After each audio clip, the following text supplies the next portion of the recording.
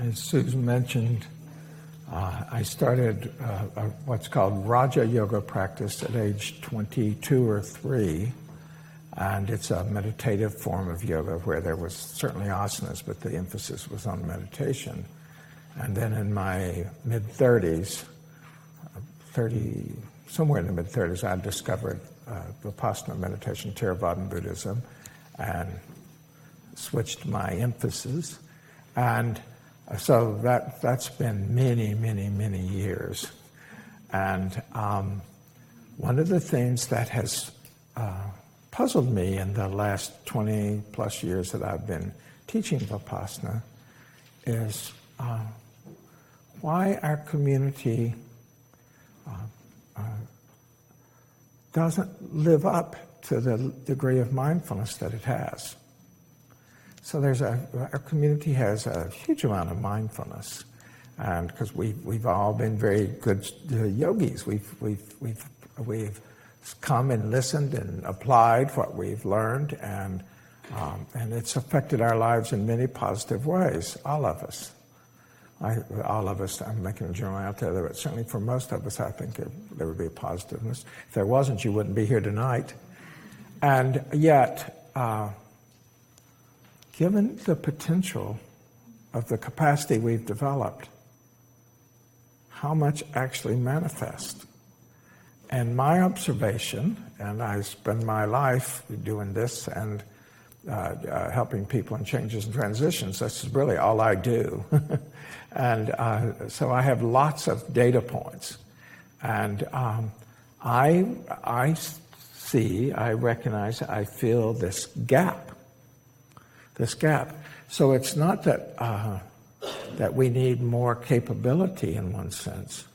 It's that we need to utilize the capability that we have, or we need the capability to live out our capability, if that were a better way of saying it to you.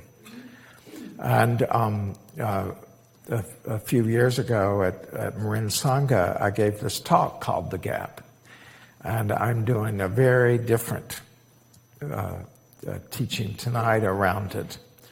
But it was inspired by this wonderful line from a New Yorker article that was written by Andre Ackerman, in which he starts out, he's talking about his mother, and the title of the article is "Are You Listening?" and conversations with my deaf mother. And he says, "I always knew my mother couldn't hear, but I remember when it dawned on me that she would always be deaf. If I was told, I didn't believe it." He had not really accepted. There was a gap between what was an obvious truth and his knowing the truth. Or said another way, his knowing that he knows. And so it is in our life in relation to wisdom.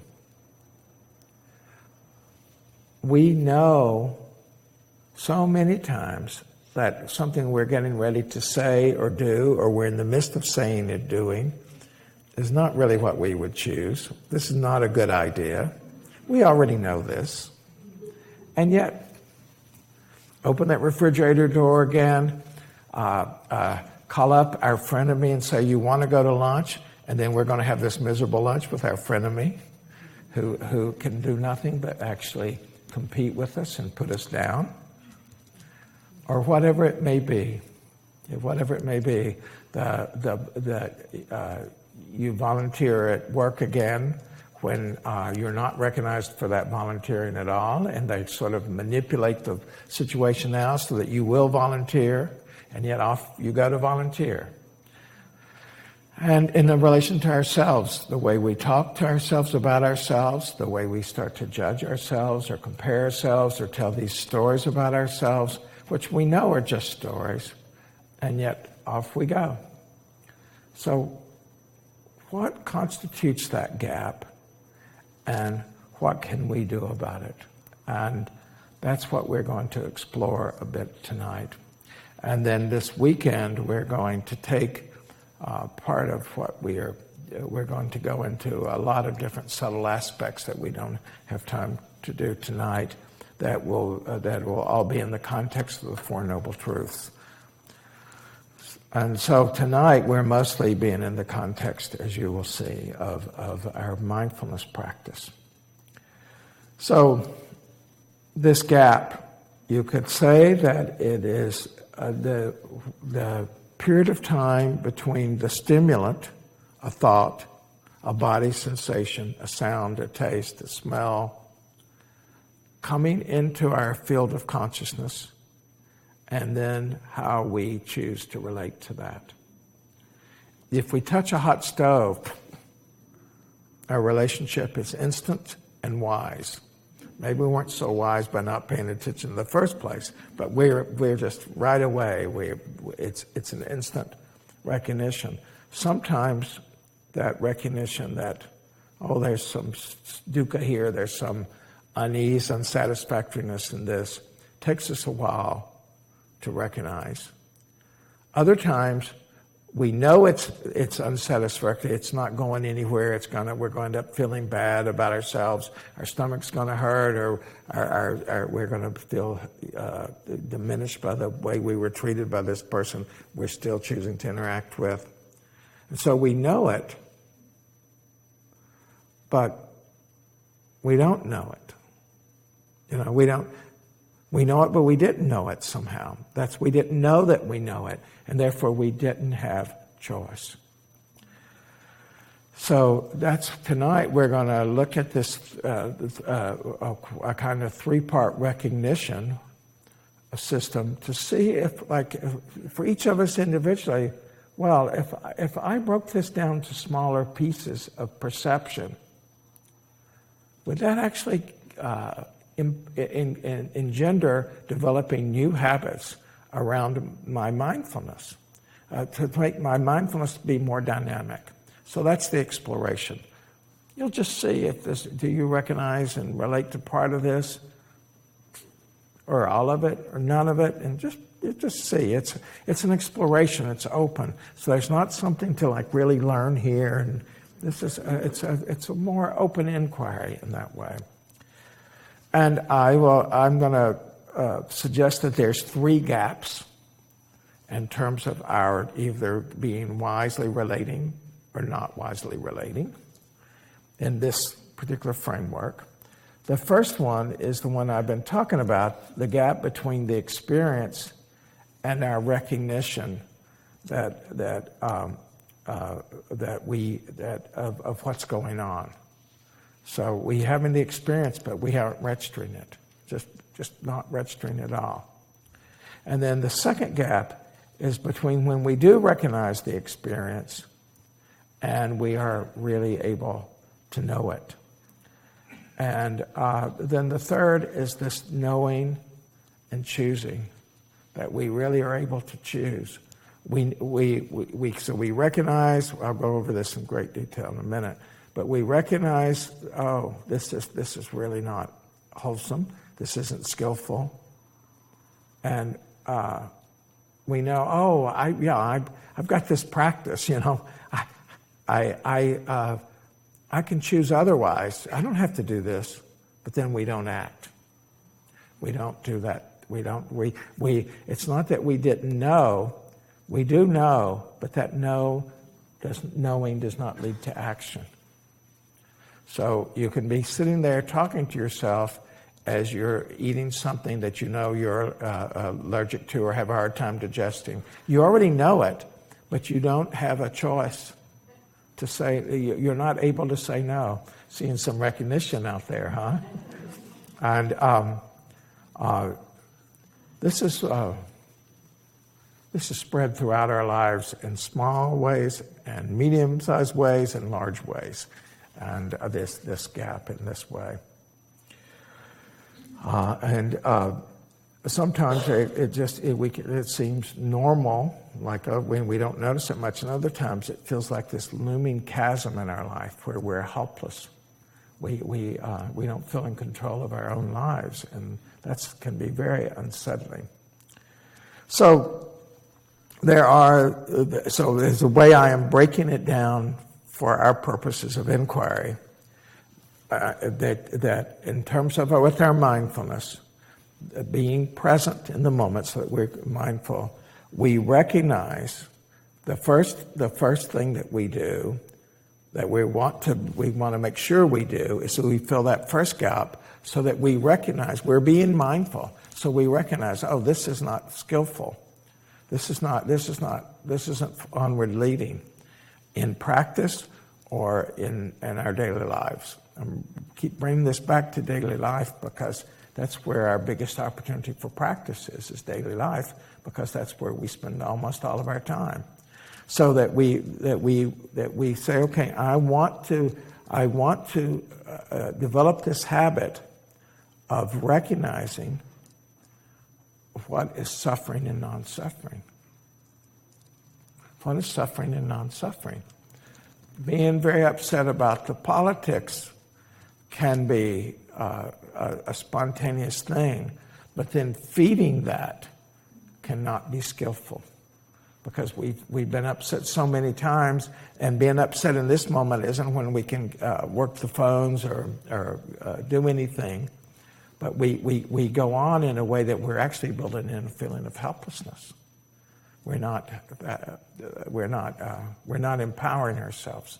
So to recognize, so that we learn more and more, we're using our mindfulness to know what is suffering or not suffering, what is skillful and not skillful, what is wholesome and unwholesome. We're these different ways of describing this that's in the Dhamma. But we have this clear intent that in the moment to moment, as I made reference to in the meditation, in this very moment, my intention is to recognize what brings satisfaction and what doesn't bring satisfaction, what is meaningful, what's not meaningful, all of these different ways of describing it, but that the mindfulness is actually being applied so that we do recognize. So we are having that first knowing, we're using our Dhamma eyes to know. Oh yeah, this it seemed like a good idea, but it's not now. Or I can feel this, but I'm feeling the impulse to do this, but I know better. That recognition. That's that. So we more quickly start to recognize, so that our mindfulness informs us. Clear enough? Okay. And that I call recognizing suffering and non-suffering. The second is to realize we have choice. So first we recognize, little fork in the road here, and the second is, so that's the recognize, and then the second is that we realize we have choice. And this I've talked to so many different students about this through the years, and it's only afterwards that they remember they had choice. They don't remember in the moment they had a choice. Is anyone in the room the exception to that? I'm certainly not. It's amazing. But we actually, we don't realize we have a choice. The momentum is strong of habit, or the attraction of the stimulant, or the aversion to the stimulant that's arising in the moment, or our conditioning is so deeply embedded that we don't even have that moment of going, oh no, I have a choice here. So that's the second. So we recognize, the first thing to do is that we recognize, oh no, this isn't wholesome, this isn't skillful, this is dukkha, however you would phrase that. But it's a recognition of suffering. And then the second is you realize we have choice. Oh, I have a choice here. And it's far better to do it afterwards than not do it at all. But it's far better doing it in the middle than doing it afterwards. And it's far better doing it close to the beginning than in the middle. And it's far better doing it just before it's going to start than towards the beginning. And it's far better still to do it, when you've got some space around it before, you're going to have to sort of back yourself out somehow. And practice moves that spectrum. We recognize suffering sooner and sooner by practice. And likewise, we realize we have choice sooner and sooner. Well, I have choice here. There's many a time I didn't open this refrigerator door. I don't have to open it this time. Oh, look at my mind justifying doing it. Oh, I'm getting into this argument with this person at work. It never goes anywhere. Or I'm getting into this whole thing with my sister. Why am I doing this? Yeah, and we realize, we do have choice. So we know what's dukkha and what's not dukkha. We realize we have a choice. And here is the third gap, is that we then don't act on our choice.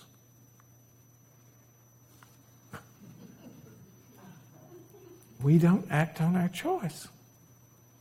We don't act on our choice. So it's not like hearing this, oh, wow, that's a good point. I got that now. From now on, I won't be that way. We're actually looking at something here that is really a concerted effort over time, usually around a few things at once.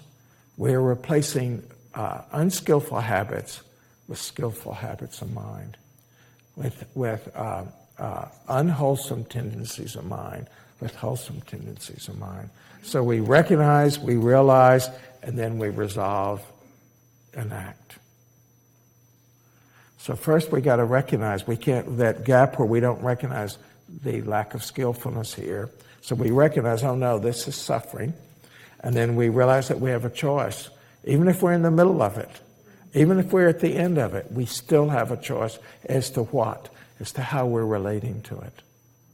We always have some degree of choice about how we're relating to it, no matter how we're caught up in it. Because sometimes it's only that we realize that being totally caught up in this, totally in the hell realm of this, feels like this. Even that is space. We're not totally identified. We're not totally grasping. We're creating some space that will help us for future choices, and in this moment, start to give us some degree of choice in this moment. Just that way. So we recognize the gap, we realize we have choice, and we resolve to enact. There's this through. So we're breaking down what's something that can, when we're in our area of wisdom, we do all that in a minute, right? We're really like that. We all have very good moments, a lot of good moments when we act skillfully, we're wholesomely motivated, we recognize it, and on. We all have this, but then we have the moments we don't, and so we're addressing the moments we don't as a learning, not as a judging, not as a comparing. Learning requires discerning, and then it requires practice, and repetition is a big part of practice. And then we need rewards, and the rewards is that we realize, oh, wow, I didn't do that this time. Whew. And I consciously didn't do it. I remember that, I can't remember his name or anything, or exactly, I'm not even sure where I was, but this guy was talking about this thing of having choice, and I realized I had choice, and I actually took choice. Hey, that works. You know, that's all that needs to come out of this. And so then looking at each of these individually,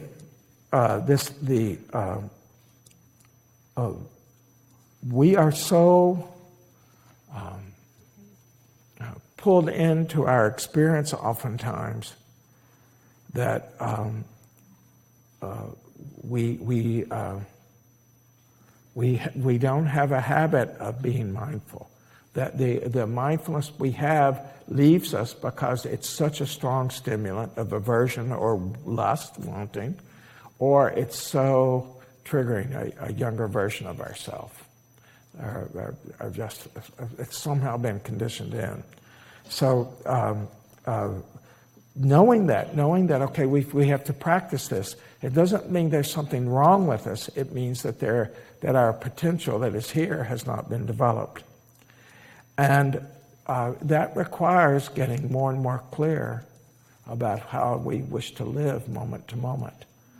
So I refer to this as having an intentional life. And I said in the meditation deliberately, that there's a big difference between our aspiration, our goals, and this very moment. And our values are in this very moment manifesting or not. This is the second of the Eightfold Path, wise intention, sama sankappa. So this ability to have an intention, I intend to be present in a way that I recognize what's suffering and not suffering. I want this to be a core of the way I meet the moments of my life. I want to know what's suffering and non-suffering, as coming from outside or coming from inside. I want to know that difference. And that's intention to know, this intention to recognize, because we see how beneficial it is, not just for ourselves, but for all those we come in contact with. So as we learn to see more clearly, we're going to benefit others too. And I stress that because so many times when we're down on ourselves, we kind of give up on ourselves. But if we're doing this for others too, even if it only makes a little bit of difference for others, we can't imagine it making much difference. But it might make some difference for others, and that's the motivation, to stay present, to really apply mindfulness. We need that motivation because our own ego falls into its own abysses and so forth, as we all know in this room. A second thing is, if we're going to recognize that's suffering, we're going to be able to differentiate what's suffering and non-suffering, is a huge amount of compassion.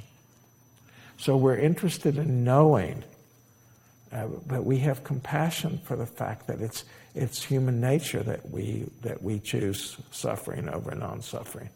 So we have compassion. It's an understanding heart.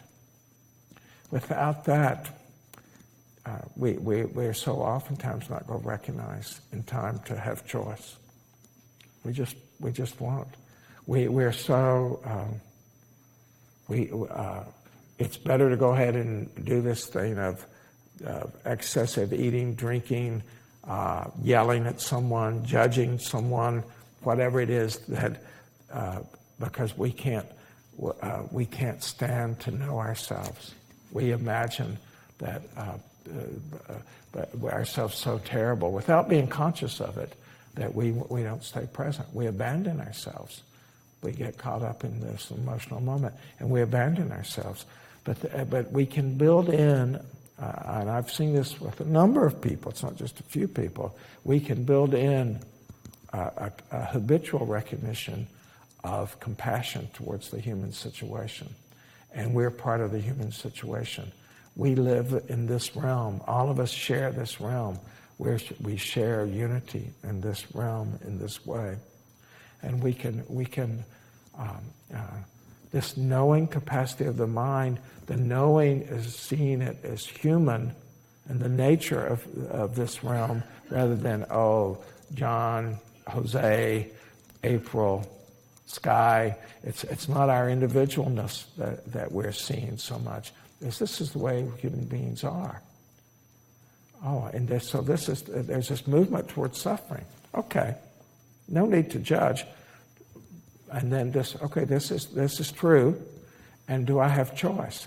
So this question of realizing you have choice, you realize, I have choice. Or you realize I might have choice here.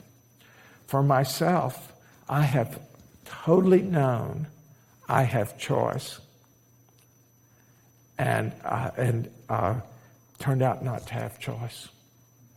Like I thought I'm going to divert here, and I don't divert.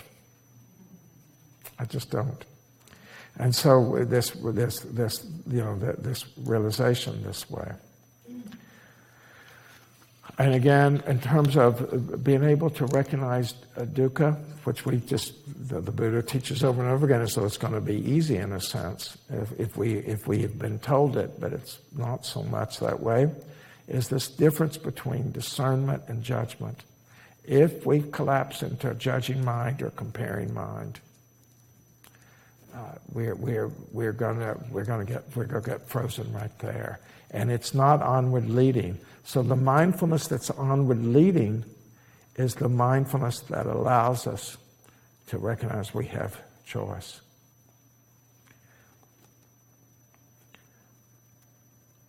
this kind of,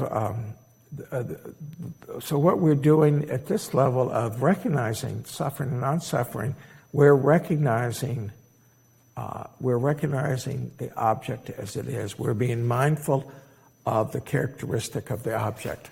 So being angry, okay, so anger is present, and anger has these characteristics. We're recognizing the arising object, which is what mindfulness does, as opposed to just a moment of consciousness. We can be, oh, I'm angry, but that's not really being very mindful of it. Mindfulness is being where mindfulness of anger in its surround. It feels like this. It has this effect. There's a full recognition. The Venerable Sumedho talks about it as that you're aware of what's arising. You feel it fully, so that it really registers in you, like the anger would really register in you. And so that then, therefore, you can recognize it, and then you can investigate it, and you treat it in an impersonal manner. A human being is having this experience. So the fully receiving something to being really, if we just glance at it, and so often that's why we don't recognize that we're doing something that's going to cause us suffering. We glance at it and move away. So this really using the mindfulness to fully know an object in you. Every time you're on an evening class or a day long or a retreat, the practice of doing that is over and over, and you hear endless Dharma talks about that. So, and then the second part of this is the realization that we do have a choice. And this is being mindful of our intention, that we intend to have choice. We intend to be able to choose non-suffering over suffering in little ways. So like being on the highway and getting mad at the other drivers because they're traffic. So our intention is to be able to have choice. I'm on this highway too. Everyone else's traffic. So we have a clear intention to have choice as to not going on with unwholesome mind states, unwholesome actions, unskillful actions. We have a clear intention, and we realize we have a choice here. And so we realize, okay, I don't know how much choice I have, but I'm going to do whatever amount of choice I have in this moment. And this involves a kind of heart quality.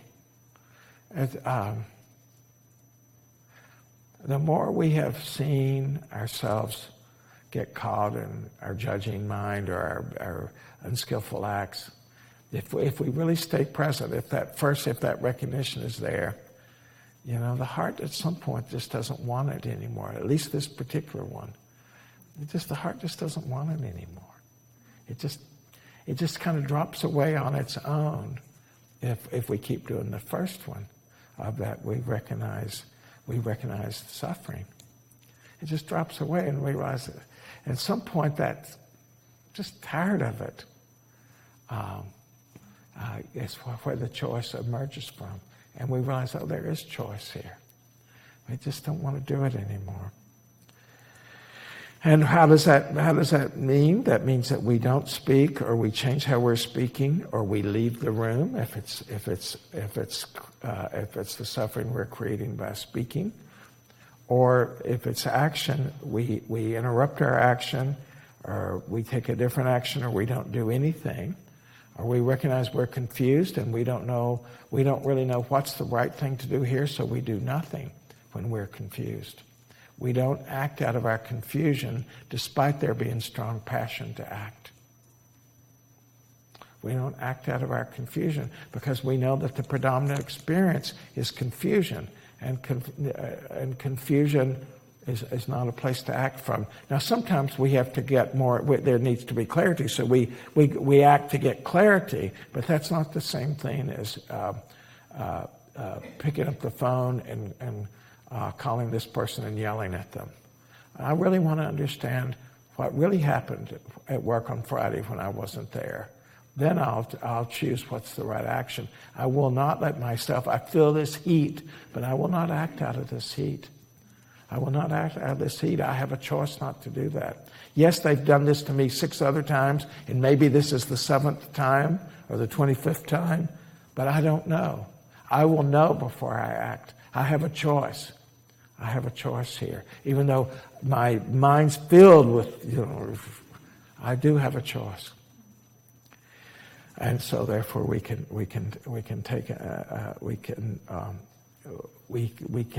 know that we have a choice. And then the third part is that another part about this. So when we recognize that there's a choice, this is an uncomfortable moment, this talk. When we recognize we have a choice, if you really get real with yourself, you are now accountable. We are accountable for what we know. I don't like that so much sometimes. But we're accountable for what we know. And it is amazing how clever we are at not knowing that. And you could say that why you don't, one of the reasons that you actually don't act out your level of capability is because you don't want to have this accountability. So we think that we don't do things because we think we're going to fail or we can't do it and all this. But maybe, in fact, what's more scary to us is owning our capability. Or if that's too much for you, at least as scary to us is to really say, oh no, I know I am capable. I know I have choice. Because then we are accountable for it. And not in a judging way, oh, you're really bad, shame, shame on you, or guilt, guilt, guilt. It's not like that. It's like this, kuer, the heart's choice, this courage coming from the heart, this courage to be, the courage to be. And it's a very wonderful thing when we discover a new area of our life where we're willing to be accountable. We may have been a very responsible person in 6 ways in our life, but then there's this one way which we've actually not been so accountable. In my change and transition work, one of the great pleasures I have is helping people make a transition in things like that, where they become accountable for something they haven't been accountable for in their life. A certain aspect of the relationship with their significant other or with their children or with the way they behave towards themselves or towards the environment or whatever it might be. So, we recognize that what we're doing, what we're going to say, or what we are saying, what we are doing or going to do is suffering. We realize our mindfulness tells us that our mindfulness remembers, because smriti, this Sanskrit word smriti, mindfulness has at various times in its history been taught as remembering. And there is a remembering aspect. Remembering what? Our intention. So the mindfulness and intention are like joined together. Because mindful of what? Intention. But then what is our intention? We've got to be mindful of our intention. So they go together like this. And then we actually come to making the choice. And one way to do this is to think that, I want to walk my talk. I really want to walk my talk. And to notice how good it feels when you live up to what you know, when you live up to your value. At first, the amount of time that it feels good is small compared to the not getting to do what you want to do, whether it's eat or scream or whatever it is, feel sorry for yourself whatever it is. It's a very small reward compared to the frustration. But in time, it becomes much more balanced, and then in time, the other way. And we call that, we can call it integrity in our lives, or we can call it continuity, where there's a continuity of our being authentic to ourselves. And that continuity of authenticity is more rewarding than the stimulant, responding to the stimulant of the moment. I can say this firsthand, and I'm nowhere near a perfect example or even a great example, but it is really true that staying authentic, having continuity, is worth more than the immediate rewards. Because of anicca, because things always change, we get the reward from abusing ourselves with food or alcohol or whatever you do with our sexuality, or our misusing our authority that we have over someone, our power in some way. There can be an immediate reward, but that reward always goes away. It always goes away. This is the truth of anicca. It's one of the three characteristics of this realm. That's why the Buddha stressed it so much. So therefore, if we see that clearly, and we remember that, and when we don't remember it, we then remind ourselves afterwards, we get much more interested in this continuity of well-being rather than episodic moments of temporary satisfaction. It's not that, as a long-term strategy, it's not that great a strategy, these temporary moments of satisfaction. Although we do need them. We really need them. It's just how much emphasis we give them. So we're not talking about becoming ascetics necessarily, but we are saying that we have more choice, and we're willing to make those choices. We will do renunciation, and renunciation is one of the Buddha's key teachings, is around renunciation. And why? Because if we don't renounce, if we're not capable of renouncing our desire of this moment, we can't make wise choice. We're always drawn by our passions. We're drawn by our habits. We're drawn by the stimulant, somebody else wanting us to do. So we have to be able to renounce the immediate gratification. It's very practical. It's not some theoretical thing or some mystical thing. We have to be able to renounce. And so we have to develop our renunciation muscle to be able to do that, so that we can choose non-suffering, that we can recognize it, that we can see that we've got a choice, and then we can make this choice. We can be resolute in making that choice. And so that's the range here of this. And it's very confusing because of our habits of mind. We got so many habits of mind that are, it's just the way we're put together.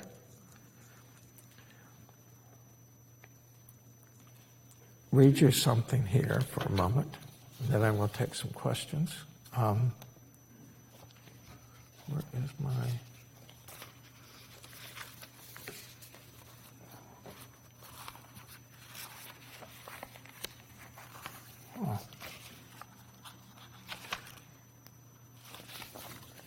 Oh, here it is. This is from T.S. Eliot, and he wrote it in 1934. You will be amazed at how current.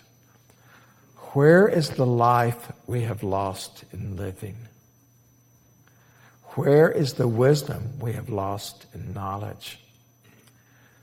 Where is the knowledge we have lost in information? In our information age. So we have lost knowledge. I'm going to say it proactively. We have lost knowledge in all of our information. And in our knowledge, we have lost wisdom.